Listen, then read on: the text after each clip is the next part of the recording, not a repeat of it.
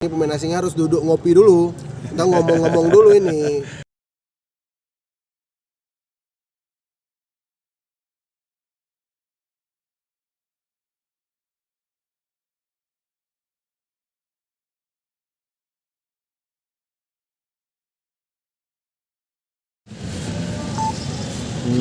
Tanya lah. Saya mau nanya nih Bang ya, mengenai dua pemain baru Cakra Yuday dan Rizal itu bagaimana Bang?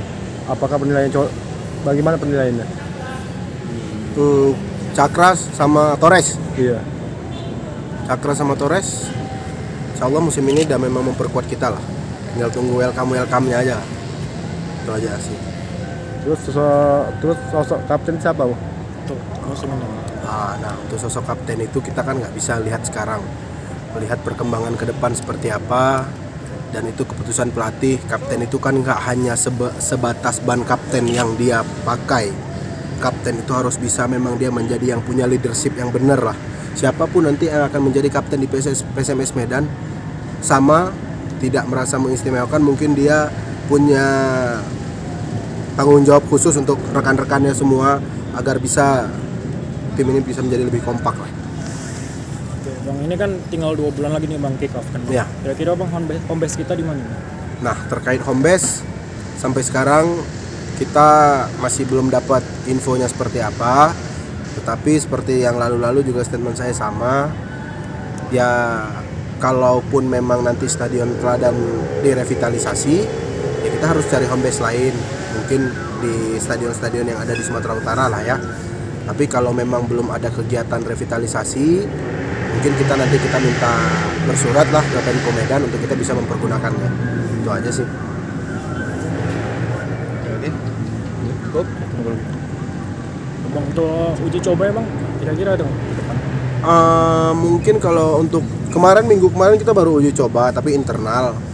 Mungkin minggu ini kita ada uji coba tetapi belum tahu dengan siapa. Itu nanti programnya pelatih lah ya, seperti apa gambaran nanti tim-tim yang akan dilawan. Mungkin masih di dalam lingkungan sepak bola di Sumatera Utara lah.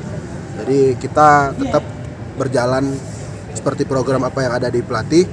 Kalau saya hanya sebagai fasilitator dan pendukung untuk squad-squad yang ada di PSMS Medan. Untuk request mungkin Bang, untuk dari pelatih untuk pemain asing mungkin gimana Bang kira-kira?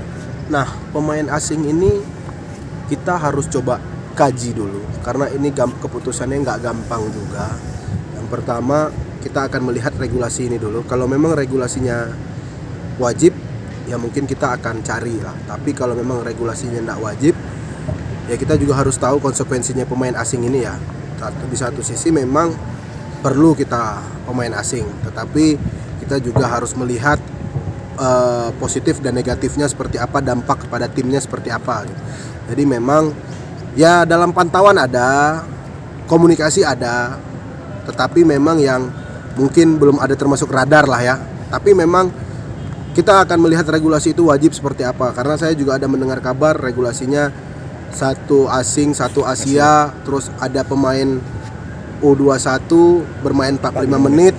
Dan itu juga kita ngikutin peraturan yang ada. Tapi kalau bagi saya sekarang pemain asing masih menjadi opsi kedua lah, karena memang yang pertama saya nggak mau ada kesenjangan di dalam tim. Kalaupun nanti ada pemain asingnya harus duduk ngopi dulu. Kita ngomong-ngomong dulu ini, jangan nanti ada kesenjangan antara lokal dan asing. Kita mau pemain asing ini yang jangan yang tanggung-tanggung, gacor sekalian gitu loh. Nah, ada juga yang harus saya sampaikan, beberapa pertanyaan yang mungkin di media juga. Ada beberapa pemain yang mungkin punya label nama lah ya di sepak bola di Indonesia. Pak Deru tolong kontrak ini. Ya itu juga harus kita siasati bersama. Kadang begini, kita mau kontrak, tapi pemainnya nggak mau main di Liga 2. Kadang gitu juga, pemainnya mau main di Liga 2, harganya kita bisa beli 8 pemain. Nah, kita berbicara produktif, nggak produktif gitu. Kita pilih yang mana nih sekarang. Jangan sampai gara-gara 1 pemain kita mengorbankan 8 pemain. Ini kita harus memang benar-benar jago di dalam memanajemenkan. Siapa yang nggak mau pemain bagus? Saya rasa semua tim pengen punya pemain bagus. Tetapi kita juga bukan ini nanti nggak punya duit, nggak punya ini ya. Bukan masalah itu, tapi kebutuhan tim kan nggak hanya cukup dengan nama besar, nggak hanya cukup dengan ini gitu loh. Jadi semuanya memang harus balance, apalagi di dalam pemilihan pemain ini.